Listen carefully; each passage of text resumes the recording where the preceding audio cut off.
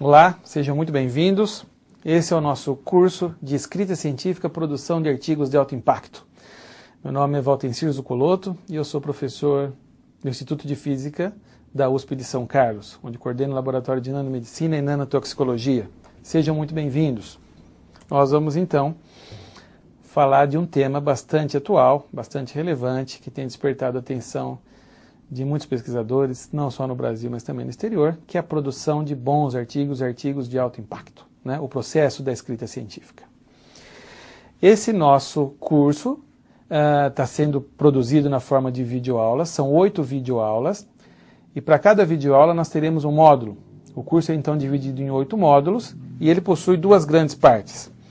A primeira parte, que vai dos módulos 1 ao módulo 4, trata basicamente do gênero da escrita científica, o gênero literário da escrita científica e considerações gerais sobre o tópico, né, como nivelamento aí.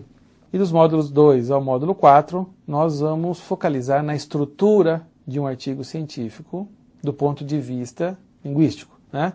Nós vamos fazer um raio-x do ponto de vista linguístico de cada uma das seções de um artigo científico regular.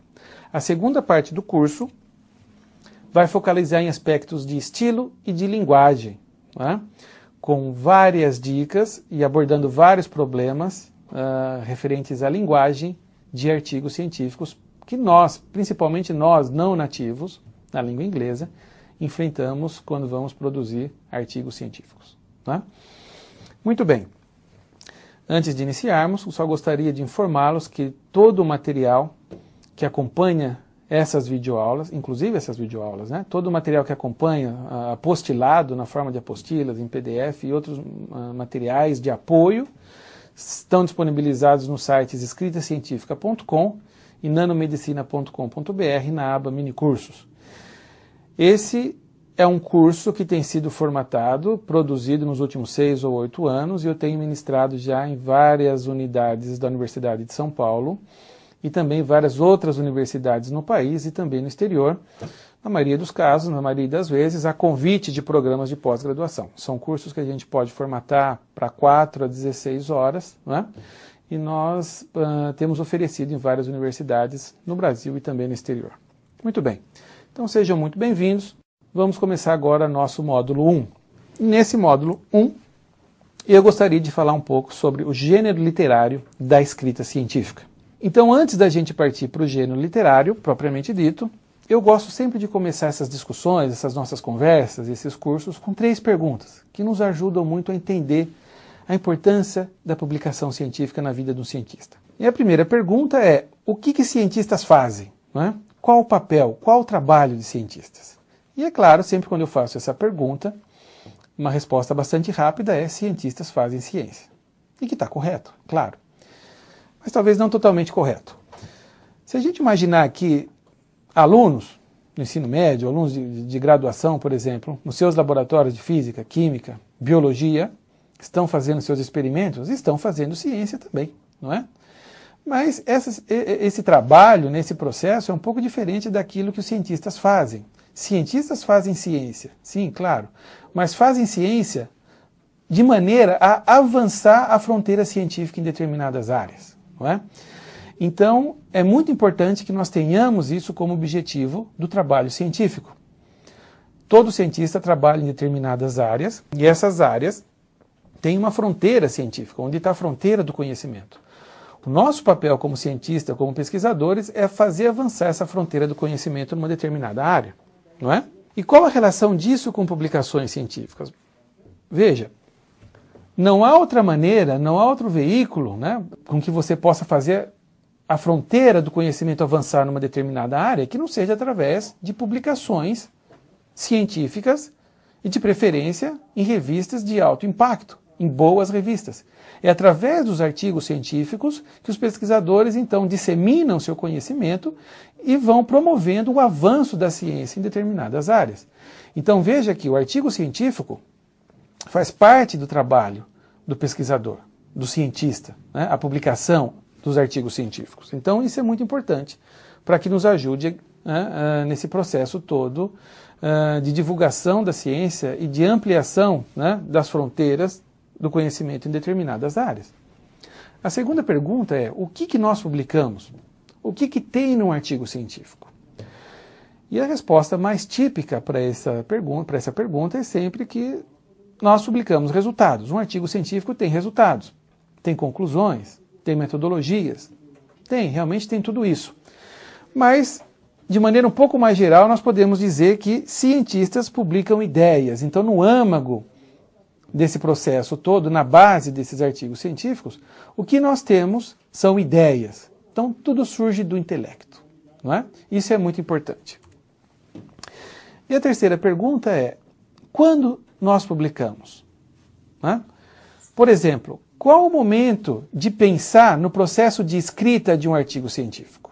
Então, algumas coisas a serem consideradas são: é claro que eu só vou pensar no processo de escrita de um artigo científico quando aquela pergunta inicial que gerou o processo todo de pesquisa científica tenha sido respondida. Quando aquela ideia inicial, aquela pergunta inicial tenha sido respondida, aplicando-se um método científico, por exemplo, né, e você chegou ao final do processo, aquela hipótese se transformou numa tese e assim por diante, você tem então como começar o processo de escrita do seu artigo científico para submissão.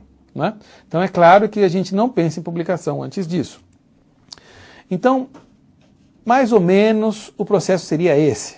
Tudo surge do intelecto. Em algum momento, então, você tem a implementação de um método científico, aquelas hipóteses são testadas, e no final desse processo todo você tem o output, né? Você tem como resultado a publicação científica, esse documento, o artigo científico. Então é muito importante, né? Então esse é mais ou menos o processo. Mas ainda nessa linha, quando se publica, eu gostaria de fazer um comentário sobre o timing da publicação científica. É muito importante que os grupos de pesquisa, os pesquisadores, né, tenham essa noção de timing de publicação científica muito clara, né, para suas áreas de pesquisa. Analisando, por exemplo, as publicações dos grandes grupos, publicações científicas de grandes grupos no Brasil ou no exterior numa determinada área, pode nos fornecer informações sobre com que frequência esses grupos de pesquisa publicam novidades científicas nessa determinada área. É lógico que a questão de timing varia muito de uma área para outra, claro. Não é? Há áreas em que a publicação, a implementação do método científico, a submissão e publicação é mais rápida ou mais lenta do que em outras áreas. Mas é importante que cada cientista, que cada aluno de pós-graduação, pós-doutorando, pesquisador, tenha essa noção de timing, como as coisas estão andando, como essa fronteira do conhecimento, nessa área na qual você está trabalhando, né, avança, para que a gente não peque pelos excessos, né? A gente então não pode pecar pela que eu chamo de uma baixa autoestima, né? São aqueles grupos ou aqueles pesquisadores que acham o seu processo de pesquisa científica nunca está completo, né? Ele sempre acha que precisa de mais alguma evidência para produzir um bom artigo, né? E muitas vezes o trabalho já está pronto para ser publicado, né? Então é preciso tomar cuidado com isso. E há outro extremo também. Muitas vezes pesquisadores acham que tem um resultado interessante e talvez isso já seja o suficiente para uma publicação científica. Pode até ser. Eu só estou então sugerindo que a gente tenha um pouco de bom senso e conheça os timings da publicação científica nessas nossas áreas, para que a gente não peque pelos excessos e não perca o timing da publicação, que é muito importante. Certo? Muito bem. Então, com essas 3 perguntas, a gente fecha essa primeira parte e, resumindo todo o processo, nós temos aí um cartoon, uma figura que mostra bem esse processo. Tudo surge de ideias, né? Tudo surge no intelecto. Em algum momento nós temos a implementação da pesquisa. Isso gera resultados, né? Com esses resultados, então, nós temos essas ideias sendo comprovadas ou não. Talvez seja o momento de produzir, então, o produto dessa história toda, que é o nosso artigo científico. Novas ideias podem surgir, e sempre surgem, na maioria das vezes surgem novas ideias, o processo é retroalimentado e as linhas de pesquisas continuam aí. Então isso é muito importante, né? É muito importante a gente conhecer a importância da publicação científica na vida de pesquisadores, o que é um artigo científico, o que tem ali num artigo científico e a questão do timing, né? Principalmente nos dias de hoje, onde a escrita contemporânea, a escrita científica contemporânea, a divulgação de artigos é feita de novidades, né? A publicação científica atual, contemporânea, é feita de novidades científicas.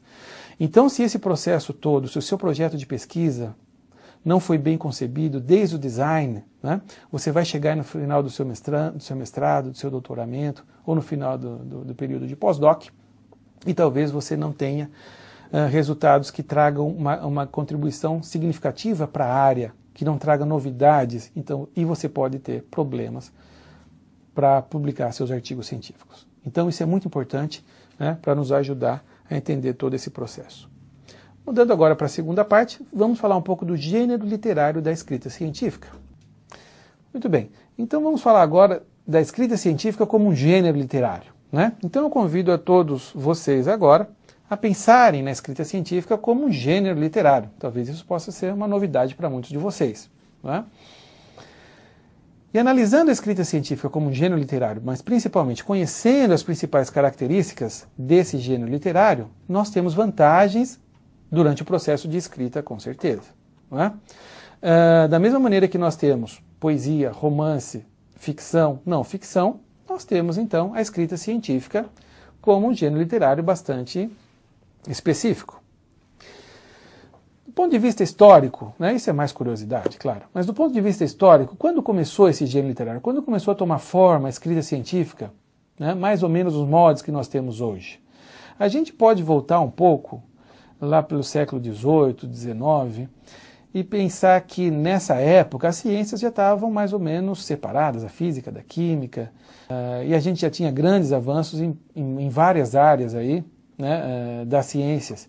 E é claro que havia divulgação de resultados dos cientistas entre esses pares, né, mas eram através de documentos bastante informais, né, onde tinha um modelo de escrita muito diferente desse modelo que a gente encontra hoje nos artigos científicos. Mas houve um marco aí. Em 1665, houve o aparecimento, né, a criação da primeira revista científica de Philosophical Transactions of the Royal Society. Com a criação dessa primeira revista científica pela Royal Society, automaticamente nós teve início um processo de padronização na divulgação dos achados científicos, dos resultados. Agora existia uma sociedade, que é a Royal Society, que era incumbida de receber os avanços científicos dos cientistas, processá-los e redistribuí-los aos pares, não é? Com isso, automaticamente você começa a ter algumas coisas sendo padronizadas aí nesse documento, que era reportado a todos os cientistas. Então, a gente pode associar essa época como o nascimento, o surgimento desse gênero literário da escrita científica. Muito bem. Quais são as principais características desse gênero literário, a escrita científica? A primeira, eu vou falar de 4, que eu considero as principais. A primeira delas é quem poderá ler seu artigo científico, as possíveis audiências aí para o seu artigo científico. Isso vai fazer com que ele escreva de uma maneira ou de outra, então vai mudar a maneira como ele escreve seu artigo científico. Por exemplo, todos nós sabemos que existem revistas científicas altamente específicas numa determinada área e revistas científicas menos específicas, um pouco mais gerais, né? Como eu poderia citar Nature ou Science. Não é? Essas revistas científicas altamente específicas têm uma audiência bastante específica. Então, quando o autor vai escrever um artigo para uma audiência altamente específica, ele não precisa utilizar muito texto para mostrar a importância de se fazer estudos naquela área, porque a audiência conhece essa importância já. Metodologias, jargões, né, que são usados, expressões que são usadas nessa área, ele não precisa detalhar muito, porque a audiência já conhece. Mas se esse mesmo autor vai escrever para uma revista mais geral, não é? Ele precisa agora modificar o texto e, por exemplo, em algumas partes do texto, enfatizar qual é a sua grande área, a importância de se pesquisar, de se trabalhar nessa grande área científica, porque a audiência, a princípio, não conhece, talvez não conheça a importância dessa grande área. Então ele precisa usar texto, ele precisa usar o artigo científico para convencer a audiência da importância dessa área. Da mesma maneira, detalhar metodologias, expressões, jargões, não é? Talvez com uma preocupação maior com referências a respeito dessas metodologias, por exemplo, de maneira que o leitor se sinta confortável para entender esse seu trabalho que está sendo divulgado. Então veja que a audiência pode fazer com que você escreva de uma maneira ou de outra, então é muito importante que você tenha noção de algumas revistas, né, 3 ou 4 ou 5, ou pelo menos um grupo de revistas que são candidatas para aceitarem, né, essa sua submissão. Né? A segunda grande característica da escrita científica, e eu considero esse talvez o slide mais importante desse nosso curso todo, tem a ver com clareza e com concisão. Quando a gente escreve num artigo científico, toda sentença que aparece, ela tem por função trazer uma mensagem para a mente do leitor. E isso é muito importante na escrita científica. Clareza é o fato dessa mensagem chegar de maneira mais rápida possível à mente do leitor, não é? Com palavras e expressões fáceis, escritas de maneira apropriada, né? De uma maneira simples, como nós vamos ver no último módulo desse nosso curso, para privilegiar essa mensagem que tem que chegar rapidamente à mente do leitor. Isso é clareza. Não é? E concisão é o ato de você fazer isso usando o menor número de palavras. Então, principalmente nas nossas áreas de pesquisa, clareza e concisão são palavras de ordem, né? Os textos científicos de altíssimo impacto, nas revistas de altíssimo impacto, são sempre claros e concisos. Não é? E isso é muito típico da escrita científica. Talvez não seja muito típico de outros gêneros literários. Por exemplo, há poesias que são enormes. Não é? Camões talvez não tenha se preocupado com concisão quando escreveu os Lusíadas, mas nem por isso deixou de fazer sucesso, muito pelo contrário, fez muito sucesso. Mas aquilo é arte, não é? E nós precisamos da arte também. Não é? Ciência e arte andam sempre juntos. Mas na escrita científica, as publicações extremamente longas acabam sendo pouco eficientes. Então é muito importante a gente se preocupar com clareza e concisão. A terceira grande característica da escrita científica é o processo de citação e referenciamento. Talvez seja o único gênero literário no qual você é obrigado a citar os seus pares. Não é? São com essas ideias da literatura, esses artigos da literatura, que você vai dar suporte a essas ideias, essas novidades que você está colocando no seu artigo científico. E isso só acontece na escrita científica. E a última característica, né, também bastante relevante, é o fato de que não há suspense na escrita científica. Então, né, muito diferente de outros gêneros literários, talvez como romances ou como suspenses, né? Na escrita científica, o autor deve mostrar para o leitor qual foi o seu principal achado, a sua principal contribuição, o seu principal resultado, o mais rápido possível, né?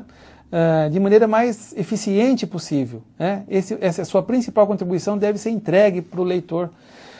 Muitas vezes isso acontece já no título, como nós vamos ver nas próximas videoaulas. Então é um gênero literário onde você não tem espaço para suspense. O que é importante deve ser, da maneira mais rápida possível, colocada para conhecimento do leitor. Certo? Muito bem.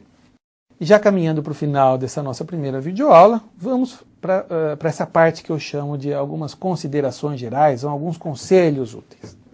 Primeiro, muita gente me pergunta sobre a questão das traduções. Então veja, todo artigo científico, a escrita científica, a nível mundial, ela é produzida na língua inglesa, né?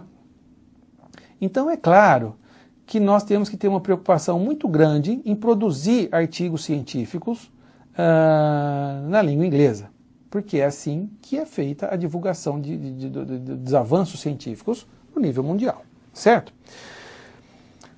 Mas é lógico que em vários casos nós temos pesquisadores que produzem um excelente trabalho em português, aí esses trabalhos são submetidos a um processo de tradução e esses artigos, então, são submetidos para publicação. Eu gostaria de fazer um comentário sobre esse aspecto, e, obviamente, isso não é nenhum julgamento de quem aborda esse tipo de estratégia das traduções, mas é só um conselho, né? Muitas vezes, um artigo em português, quando é traduzido por uma pessoa que não é cientista, embora essa pessoa conheça muito da língua inglesa, né, mas não é um cientista, nós temos um texto, né, perfeito em inglês, em questão de gramática, não há erros de spelling, de concordância e assim por diante, mas talvez ainda não seja o melhor formato para o artigo científico. Então cabe ao pesquisador, cabe ao cientista, né, conhecendo um pouco dessa questão de clareza, de concisão, essas características da escrita científica, mexer um pouco nesse texto que foi traduzido, se for esse o caso, né, para transformá-lo num artigo científico, certo? Mas eu gostaria de chamar a atenção, principalmente para aqueles pesquisadores mais novos, ou alunos de pós-graduação, pós-doutorandos. Seria muito bom se a gente adquirisse independência, né, para produzir os nossos artigos científicos já em inglês desde o começo, sem a necessidade de tradução. E há muito tempo para isso. Alunos que estão na pós-graduação, pós-doutorandos, têm muito tempo para fazer um bom curso de inglês, aprender inglês, né, fazer um curso de inglês regular, para que ele adquira independência nesse processo todo. Esse é, sem dúvida alguma, o melhor caminho, não é? Eu sempre abordo nos nossos cursos também a questão do plágio, plágio de texto principalmente. Essa é uma questão que tem sido colocada em discussão muitas vezes no Brasil, no exterior, né, no mundo todo, e há grandes pesquisadores, vários editores que estão sempre muito preocupados com a questão do plágio, principalmente o plágio de texto. Então, cabe a mim fazer um breve comentário sobre esse assunto, para que a gente não incorra nesse erro, certo? Então, muitas vezes, não é por má fé, obviamente, por isso que eu tenho muito conforto em falar sobre esse assunto, não é por má fé, mas é por falta de informação, que alguns alunos ou alguns pesquisadores acabam fazendo cópia de texto, fazendo copy-paste, né? Isso não pode, né? Isso é uma prática complicada, né? E que tem trazido vários problemas para a escrita científica. Então a forma correta de se fazer o processo de citação e referenciamento não é trazendo texto, nós não copiamos texto. Quando você quer citar um autor, o processo é, leia o artigo daquele pesquisador, entenda aquela ideia que você quer colocar no seu artigo, traga a ideia escrita com as suas palavras e faça a citação daquele pesquisador. Esse é o processo correto. Então, eu só gostaria de chamar a atenção para essa problemática do plágio de texto, inclusive o autoplágio, né? A gente pode pensar em reaproveitar textos anteriores, e isso também é um processo que está sendo amplamente discutido, como eu vou mostrar daqui a pouco. Muito bem, então o plágio é um problema.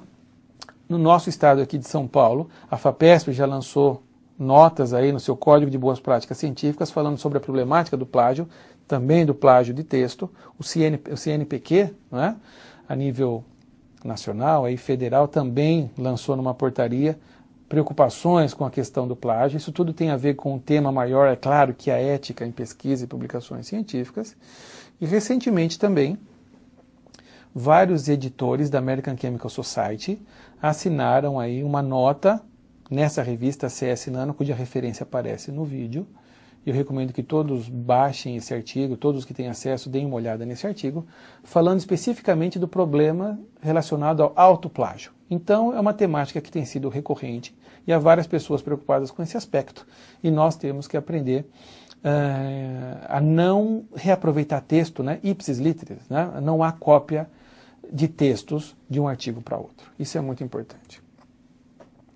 Muito bem, então já chegamos ao final desse módulo 1, apenas para introduzir o nosso módulo 2.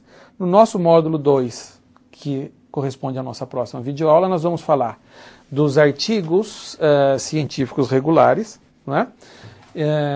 E nós vamos principalmente focalizar na estrutura de um artigo científico regular. A gente então vai comentar bastante sobre essa figura que aparece no vídeo, que mostra as seções de um artigo científico regular. Então, para terminar, qual seria a nossa mensagem aí, da aula de hoje, né? Nosso take-home message? Primeiro, né, um apanhado geral dessa nossa aula. Primeiro, qual a importância do processo de escrita na vida de um pesquisador, na vida de um cientista? Né? É muito importante. A publicação científica é muito importante. né? É parte fundamental do trabalho de um cientista. E a publicação científica tem uma etapa anterior, que é a escrita desse documento, claro. Então, a escrita científica é um fator fundamental e decisivo para o sucesso na carreira de pesquisadores. A segunda mensagem é: o que é um artigo científico, né? O que tem num artigo científico? A gente falou um pouco então dessa questão de todo artigo científico trazer no seu âmago aí uma ideia, tudo nasce no intelecto, né? Independente das áreas aí de atuação, né? É importante a gente conhecer esse documento, o que é um artigo científico. E a terceira mensagem, né, é olhar para um artigo científico como um gênero literário e dessa maneira conhecer as principais características desse gênero literário, né? E eu cito aqui a principal dessas características, sem dúvida alguma, é a clareza e concisão. Todos os artigos científicos de alto impacto, eles são claros e são concisos, né? O texto é claro e conciso, e essas são palavras de ordem para a escrita científica. Essas são algumas das fontes que nós utilizamos para essa nossa videoaula. Agradeço a todos, então, pela audiência. Lembrando que esse material é disponível em escritacientifica.com, nesse site, escritacientifica.com, também nanomedicina.com.br.